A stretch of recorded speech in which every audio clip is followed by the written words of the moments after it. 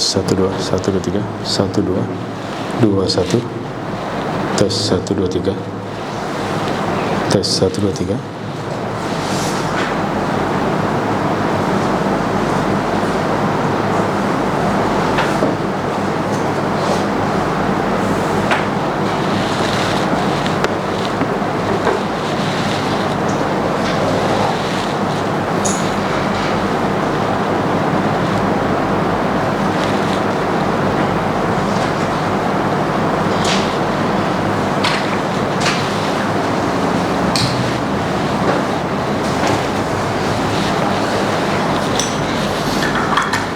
Bismillahirrahmanirrahim.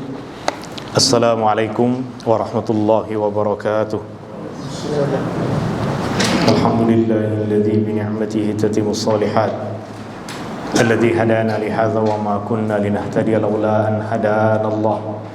Asyhadu an la ilaha illallah wahdahu la syarika lah. Wa asyhadu anna Muhammadan 'abduhu wa rasuluh. Allahumma shalli ala Muhammad wa ala ali Muhammad.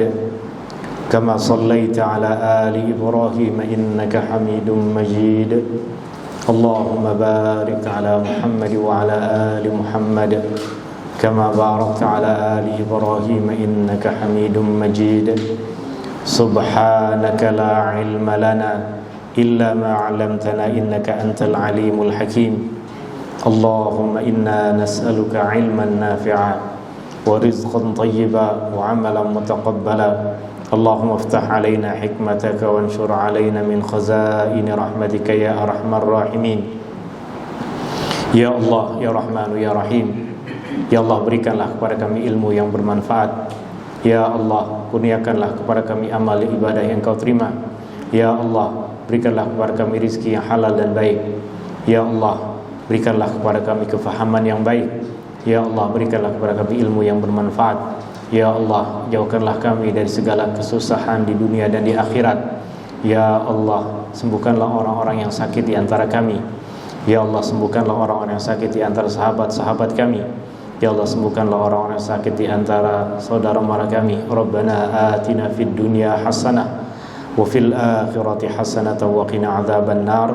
Wa sallallahu ala nabiyyi Muhammadin walhamdulillahi rabbil alamin.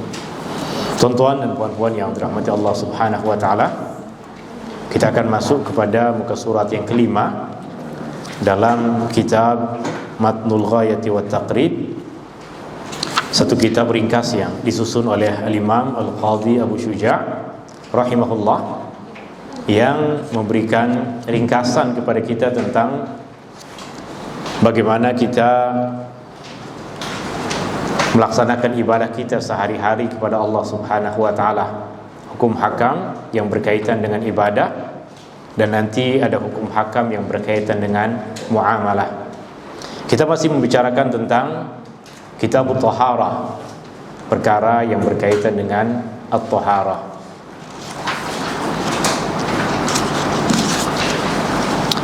Jika kita tengok pada apa yang disampaikan oleh Imam Al-Qadhi Abu Syuja', beliau mengatakan faslun wasiwaku mustahab. Fasal ini berkaitan dengan siwak. Saya akan baca terjemahan yang ada di sini, baru kemudian nanti kita akan bahas apa yang disampaikan oleh Al-Qadhi Abu Syuja'. Beliau mengatakan bersiwak itu hukumnya sunnah dalam setiap keadaan. Bersiwak hukumnya adalah sunnah, perkara yang kita digalakkan untuk melakukannya, perkara yang dicontohkan oleh Rasulullah sallallahu alaihi wasallam, digalakkan oleh Rasulullah sallallahu alaihi wasallam untuk kita melakukannya dalam semua keadaan. Dalam setiap keadaan bersiwak adalah perkara yang disunnahkan, melainkan setelah condongnya matahari. Condongnya matahari, tergelincirnya matahari, ini pertanda masuk waktu zuhur. Ungkapan ini jika diungkapkan dengan perkataan yang lain, ianya bermaksud melainkan selepas waktu zuhur. Matahari condong maksudnya selepas matahari berada di tengah hari, matahari akan bergerak ke barat. Maka itu dinamakan az-zawal. Az-zawal di sini diterjemahkan dengan maksud condong ke barat. Matahari bergerak ke barat selepas matahari berada di pertengahan, itu pertanda masuk waktu zuhur. Al-Imam Al-Qadhi Abu Syuja mengatakan, bersiwak hukumnya sunnah dalam setiap keadaan, melainkan setelah masuk waktu zuhur bagi orang yang berpuasa. Dan bersiwak menjadi sangat digalakkan, sangat disunahkan dalam 3 keadaan. Bersiwak disunahkan pada semua keadaan, dan ia lebih digalakkan pada tiga keadaan. Yang pertama adalah setelah terjadi perubahan bau mulut. Ketika mulut berubah bau dia, sebab makan ke, sebab minum sesuatu ke, atau mungkin selepas tadi merokok ke, selepas bertukar bau mulut menjadi tak sedap karena diam ataupun yang lainnya. Karena diam sebab kita tak makan, tak minum pun bau mulut akan bertukar, atau keadaan yang lain. Yang kedua, selepas bangun dari tidur. Dan yang ketiga, ketika hendak melaksanakan sholat. 3 keadaan yang sangat digalakkan, sangat disunnahkan untuk bersiwak. Kita akan bahas tentang bersiwak terlebih dahulu. Boleh tuan-tuan dan puan-puan tengok pada apa yang saya tulis di sini. Perkataan as-siwak. Saya tulis di sini perkataan as-siwak.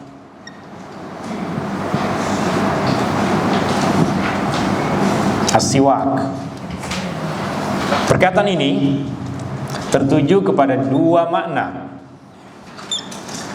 Perkataan as-siwak boleh kita fahami dengan 2 maksud, 2 makna.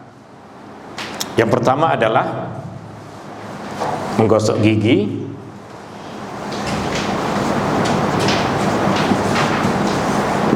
Untuk membersihkan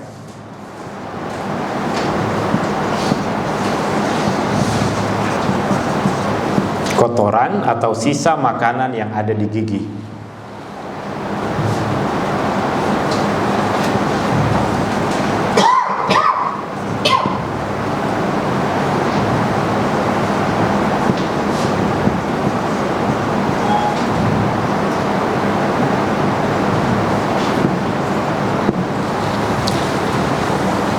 Menggosok gigi untuk membersihkan mulut, untuk membersihkan gigi kita dari kotoran, dari sisa makanan yang tersisa dalam mulut kita.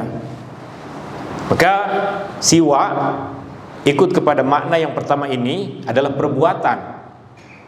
perbuatan membersihkan gigi. Makna yang kedua dari siwak adalah alat yang kita gunakan untuk membersihkan gigi.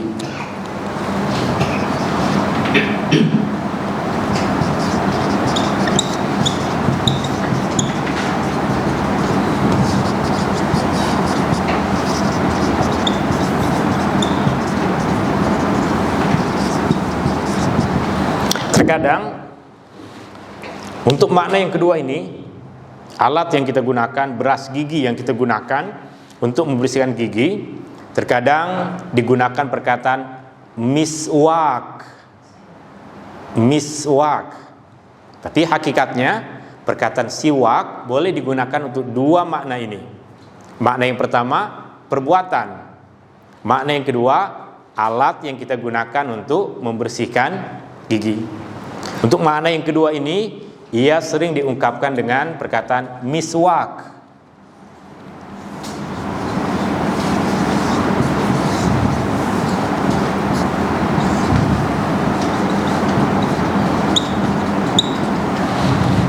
Maka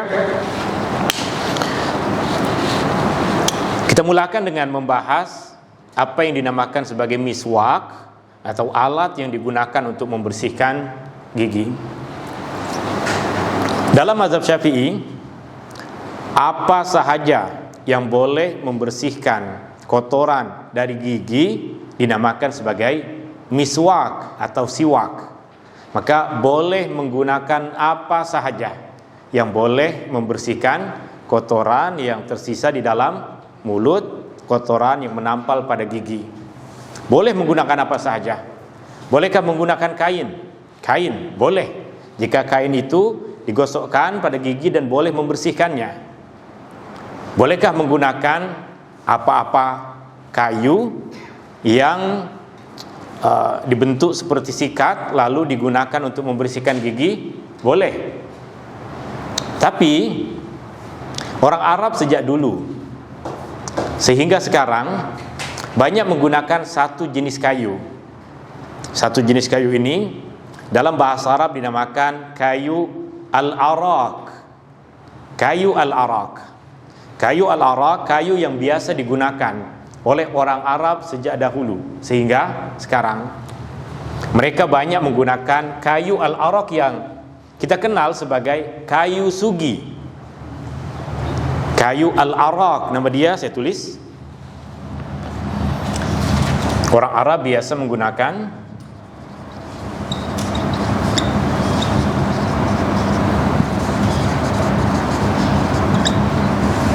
alif lam alif al-arak. Kayu al-arak. Jika kita tulis perkataan arak dengan tulisan Rumi, boleh jadi orang tersilap dalam membacanya dikata kayu arak. Arak ini minuman keras. Bukan itu maksudnya. Al-arak. Arak, bukan arak minuman keras. Arak dalam bahasa Arab al-arak kita namakan sebagai, saya tulis terjemahannya dalam bahasa Melayu menjadi kayu sugi.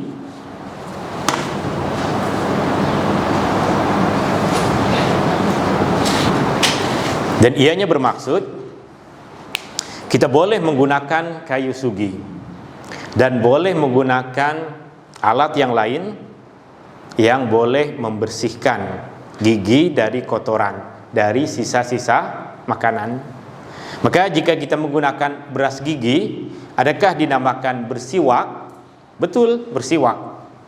Kenapa? Sebab bersiwak adalah perbuatan kita membersihkan gigi, menggosok gigi kita untuk membersihkan kotoran dan sisa makanan yang menampal pada mulut ataupun pada gigi kita. Tidak disyaratkan menggunakan kayu sugi. Tak dituntut untuk menggunakan kayu sugi. Jika menggunakan kayu sugi boleh. Orang sebagian buat kajian tentang manfaat dan kegunaan dari kayu sugi, maka cantik jika menggunakan kayu sugi. Tapi tiada tuntutan dalam agama yang menuntut kita untuk hanya menggunakan kayu sugi. Sebab perkataan siwak bukan bermaksud kayu sugi. Perkataan siwak bukan bermaksud kayu sugi. Kayu sugi dalam bahasa Arab al-arak. Maka terkadang sebagian orang Arab dulu menggunakan kayu pokok zaitun, juga dinamakan perbuatannya siwak.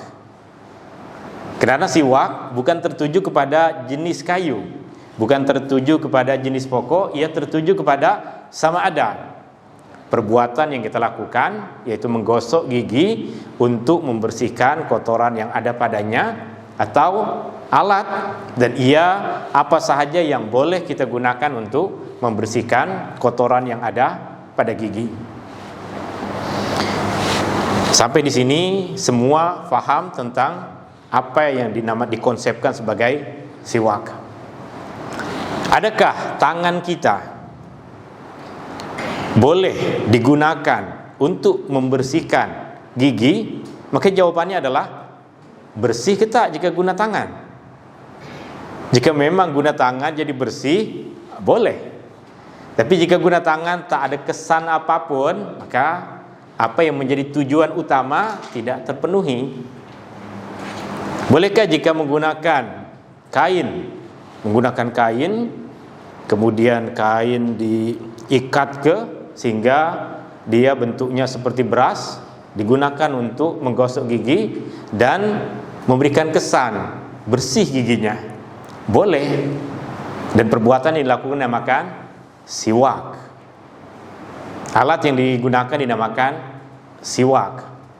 Tapi sekarang semua yang hadir dalam majelis ini semua menggunakan beras gigi, semua menggunakan obat gigi dan memberikan kesan yang boleh jadi lebih dibandingkan dengan menggunakan benda yang lain, menggunakan alat yang lain. Maka apa yang diamalkan itu adalah sunnah Nabi Sallallahu Alaihi Wasallam.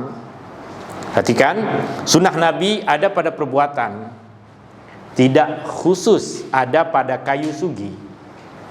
Sunnah Nabi Sallallahu Alaihi Wasallam ada pada perbuatan ini, membersihkan gigi, tidak khusus pada kayu sugi. Ya, memang pada masa dahulu kebanyakan orang Arab, termasuk Rasulullah Sallallahu Alaihi Wasallam, termasuk para sahabat, menggunakan ini. Sebab itu yang banyak dijumpai di dalam masyarakat Arab pada masa itu dan memberikan kesan yang cantik, membersihkan mulut mereka, membersihkan gigi mereka. Perbuatan ini menjadi perbuatan yang dilazimi oleh Rasulullah Sallallahu Alaihi Wasallam.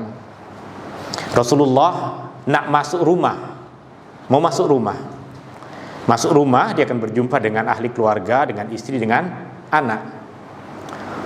Maka ketika ada orang bertanya kepada istri Rasulullah Sallallahu Alaihi Wasallam, apa perbuatan pertama yang Rasulullah lakukan sebelum masuk rumah? Istri Rasulullah menjawab, dia bersiwak,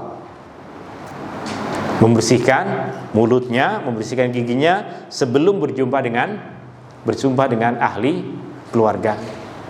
Bangun dari tidur, apa yang dilakukan oleh Rasulullah Sallallahu Alaihi Wasallam? Di antara perkara-perkara pertama yang juga dilakukan oleh Rasulullah Sallallahu Alaihi Wasallam adalah bersiwak.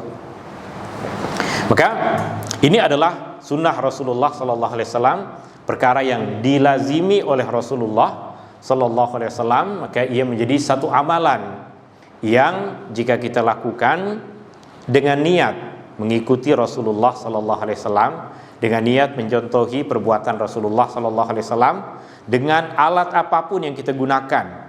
Sekarang ada beras gigi yang elektrik, apa saja yang digunakan, perbuatannya dinamakan siwak.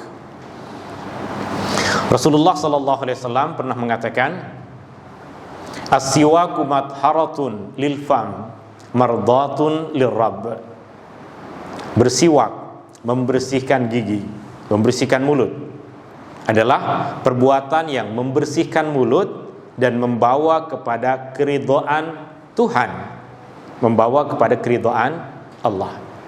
Maka bersiwak, sebab Rasulullah sebutkan membersihkan mulut dan membawa kepada keridhaan Allah. Maka Al-Imam Al-Qadhi Abu Syuja menyampaikan kepada kita, ia adalah perkara yang digalakkan untuk kita lakukan pada semua keadaan. Tapi kenapa dia memberikan pengecualian? Melainkan selepas matahari tergelincir, selepas matahari bergerak ke barat, selepas masuk waktu zuhur. Kenapa dia memberikan pengecualian seperti itu? Padahal kita tak jumpai ada satupun hadis yang Rasulullah SAW mengatakan orang yang berpuasa lepas waktu zuhur tak payah bersiwak. Tak ada satupun hadis yang berbunyi seperti itu. Sama ada hadis yang lemah ke, hadis yang palsu ke, hadis yang sahih ke, tak ada. Lalu kenapa? Kenapa di dalam mazhab Syafi'i ada pandangan yang berbunyi orang yang tengah berpuasa selepas masuk waktu zuhur tidak digalakkan untuk bersiwak, tidak digalakkan untuk membersihkan mulutnya.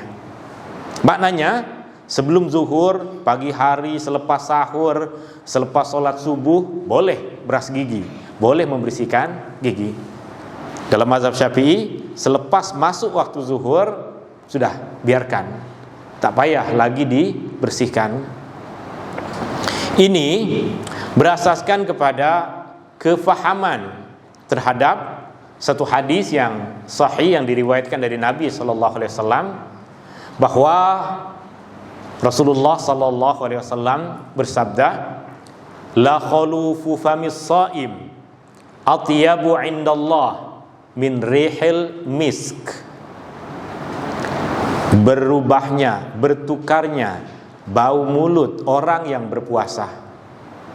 Bertukarnya bau mulut orang yang berpuasa lebih baik di sisi Allah dibandingkan bau kasturi. Dan mulut orang yang berpuasa mula bertukar bau selepas tengah hari. Maka dalam mazhab Syafi'i kita tahu bertukarnya bau mulut orang yang berpuasa disukai oleh Allah, bukan disukai oleh kawan kita. Kawan kita hidu bau mulut kita memang tak suka. Sebab manusia untuk di dunia ini Allah Subhanahu wa taala berikan kepada mereka apa yang zahir, apa yang batin, apa yang tersembunyi manusia tak nampak. Jika manusia boleh melihat kepada hakikat segala sesuatu, maka manusia akan boleh menghidu bau wangi mulut orang yang berpuasa. Tapi tidak, Allah tidak perkenankan kepada manusia untuk menghidu bau wangi orang yang berpuasa. Sebab nanti kita memang tak ada yang wangi bau mulutnya, sebab tak puasa. Maka Allah Subhanahu wa taala sahaja yang mengetahui hakikat mulut orang yang berpuasa lebih wangi di sisi Allah dibandingkan dengan bau kasturi. Karena kita tahu bahwa bau mulut orang yang berpuasa lebih wangi di sisi Allah dibandingkan dengan kasturi, maka tak payahlah tukar bau mulutnya. Itu logiknya dalam mazhab Syafi'i. Karena bau mulut tersebut dikira sebagai lebih harum dibandingkan dengan kasturi, maka tak payahlah kita bersihkan, tak payah digosok orang yang tengah berpuasa selepas tengah hari. Jika orang yang berpuasa buat juga gosok gigi pada waktu asar, lepas zuhur, adakah dikatakan haram? Adakah membatalkan puasa? Tidak. Tidak haram. Tidak haram. Tidak membatalkan puasa. Tidak membatalkan puasa. Melainkan jika ditelan, itu telan pun tak gosok gigi, dia telan apapun sengaja, batal puasa. Tapi membersihkan gigi, gosok gigi, beras gigi tidak membatalkan puasa. Hanya karena kita tahu bau mulut orang yang berpuasa disukai oleh Allah, maka kita tidak tukar apa yang disukai oleh Allah. Tapi dalam isu ini, karena ianya bukan perbuatan yang haram, juga bukan perbuatan yang membatalkan puasa, maka kita tengok pada keadaan kita. Kita tahu kita sentiasa, masa kita berpuasa, kita sentiasa dekat dengan Allah, baca Quran, solat, zikir, berdoa, kita sentiasa dekatkan diri kepada Allah. Tapi pada masa yang sama, masa kita berpuasa juga, kita berdekatan dengan orang lain.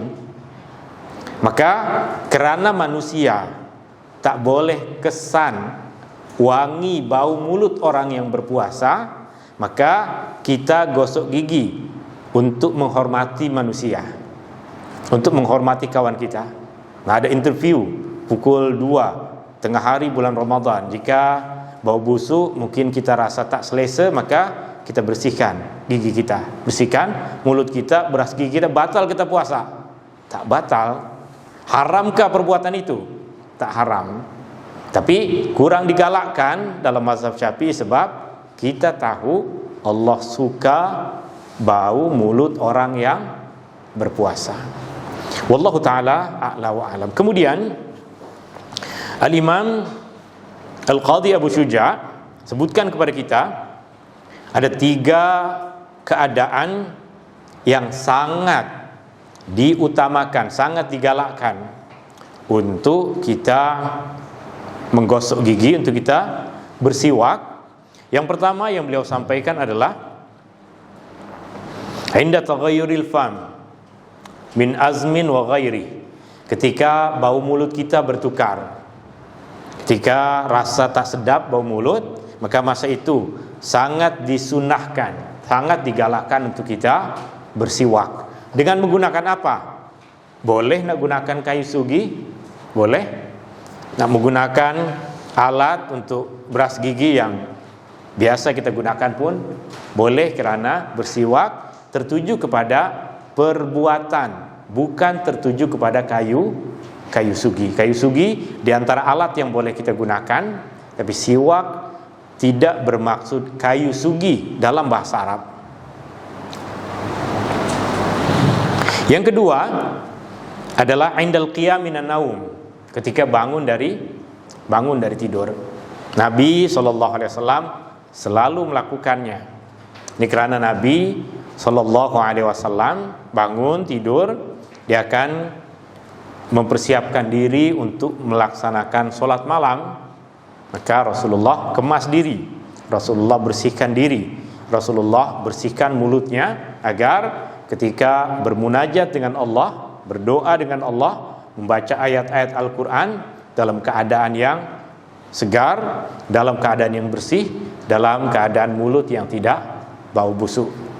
Dan yang ketiga yang disebutkan oleh Al-Imam Al-Qadhi Abu Syuja adalah ketika kita mahu solat, ketika hendak solat. Ketika hendak solat,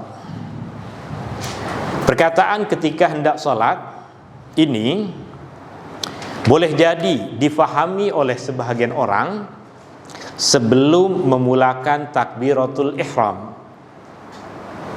Boleh kita fahami? Sebahagian orang memahami apa yang disampaikan oleh Al-Qadhi Abu Syuja ini sebelum solat, maksudnya sebelum takbiratul ihram. Maka sebahagian dari saudara-saudara kita, kawan-kawan kita, guru-guru kita, sebelum takbiratul ihram dia ambil kayu sugi terus dia bersihkan. Kenapa? Sebab dia memahami perkataan sebelum memulakan solat, ketika mahu solat, maksudnya sebelum takbiratul ihram. Tapi perkataan sebelum adalah perkataan yang luas. Jika kita di rumah nak pergi ke masjid, nak pergi ke surau untuk solat, kita bersihkan diri kita dahulu di rumah, kita gosok gigi dulu sebelum kita pergi ke masjid untuk tujuan solat. Itu pun dinamakan sebelum solat. Artinya perkataan sebelum boleh digunakan pada tempo masa yang dekat atau tempo masa yang jauh. Tapi yang jauh tidak diselingi dengan perbuatan-perbuatan yang membuat mulut kita berbau busuk. Lepas bersihkan diri di rumah, pergi ke kedai, makan dulu.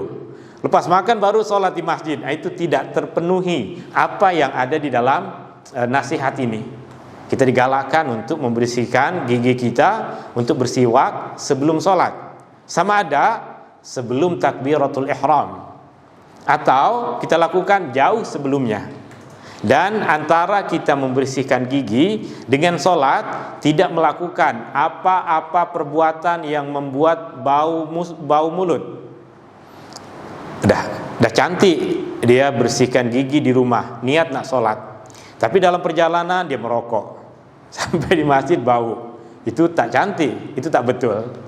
Dia sudah tahu nak pergi ke masjid, bersihkan gigi, bersiwak di rumah, tapi sebelum sampai ke masjid dia pergi jauh ke sana, ke sini, sana sini, sana sini, dah lama mulut pun dah bertukar bau. Kan sebelum takbiratul ihram, ataupun boleh kita lakukan di luar masjid, di tempat wudu, di rumah. Antara perbuatan yang kita lakukan dengan sholat tadi tidak dipisahkan dengan perbuatan-perbuatan yang membuat bau mulut kita bertukar. Kenapa kita mesti memahami isu seperti ini? Al-Imam Malik, guru kepada Al-Imam Syafi'i, beliau mengatakan ataupun beliau berpandangan makruh hukumnya bersiwak di dalam masjid. Al-Imam Malik mengatakan makruh, tak baik, tak cantik, sangat tidak baik bersiwak di dalam masjid. Kenapa? Kenapa beliau mengatakan tak cantik, tak baik bersiwak di dalam masjid? Sebab bersiwak adalah membersihkan kotoran. Membersihkan kotoran. Cantik ke kita membersihkan kotoran di dalam masjid? Imam Malik mengatakan tak cantik. Tak cantik. Maka dalam mazhab Maliki kita tak akan jumpai, jika dia betul berpegangan kepada mazhab Maliki, orang sebelum takbiratul ihram dalam masjid bersiwak, tak akan dijumpai. Sebab guru mereka melarang. Jangan bersih-bersih di dalam masjid. Awak nak bersih-bersih di luar masjid. Masjid tempat mulia, masjid rumah Allah. Ya, sama seperti kita bertamu ke rumah orang, ya, tengah berhadapan dengan tuan rumah, kita bersihkan diri kita. Wah, kotor, bersihkan diri kita. Meskipun perbuatan membersihkan diri adalah perbuatan yang baik, tapi di hadapan tuan rumah tak cantik. Meskipun membersihkan diri, kita beras gigi di hadapan tuan rumah, perbuatan itu perbuatan baik, tapi nampak tak cantik. Itu yang tadi membuat kita menyebutkan bahwa ia boleh dilakukan dalam masjid, sebab meskipun membersihkan, tapi tiada kotoran yang jatuh ke tanah masjid, ke lantai masjid. Maka boleh dilakukan di dalam masjid, boleh juga dilakukan di luar masjid. Tapi Al-Imam Malik lebih memilih untuk perbuatan ini patutnya dilakukan di luar masjid. Lepas kita wudhu, terus bersihkan gigi kita, baru kemudian masuk ke dalam masjid. Dan dalam masjid bukan tempat, mengikut kepada Al-Imam Malik, sebagai bukan tempat untuk membersihkan diri kita, tubuh badan kita dari apa-apa kotoran. Maka saya lebih menasihatkan untuk buatlah di luar masjid, buatlah di tempat ambil air wudhu, buatlah di rumah, buatlah di tempat yang lain. Tapi jika kita nampak ada orang bersihkan mulut dia, bersiwak di dalam masjid, maka kita tak perlu menghalangnya, sebab itu salah satu dari pandangan yang boleh kita raikan, boleh kita amalkan, boleh kita pahami. Ini pembahasan yang pertama berkaitan dengan dalam muka surat yang kelima, yaitu bersiwak. Ada apa persoalan berkaitan dengan bersiwak? Jika tidak, kita akan masuk pada pembahasan yang kedua hari ini. Maaf, sebelum masuk pada pembahasan yang kedua, boleh kita buka nota yang dah saya kongsikan, hadis yang ada pada muka surat. Hadis yang ada pada muka surat 14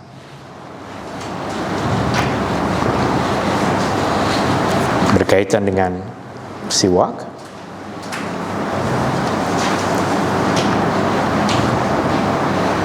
Kejap saya buka.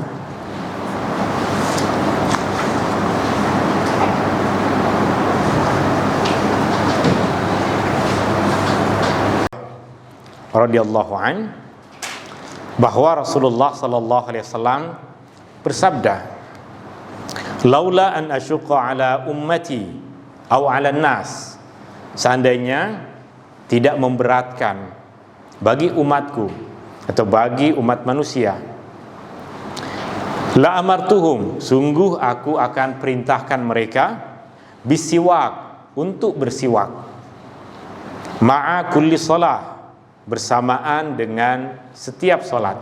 Setiap kali solat fardu ke solat sunnah, semua disunahkan untuk bersiwak. Apa yang ada di dalam zahir hadis ini yang membuat sebahagian dari kawan-kawan kita, guru-guru kita mengamalkan bersiwak sebelum takbiratul ihram. Tapi kita dah tahu sekarang maksud perkataan sebelum luas. Bukan saja sebelum takbiratul ihram, kita di luar masjid pun dinamakan sebelum solat. Ketika kita mengatakan saya berwudu sebelum solat, adakah bermaksud saya berwudu sebelum takbiratul ihram? Tak mesti sebelum takbiratul ihram.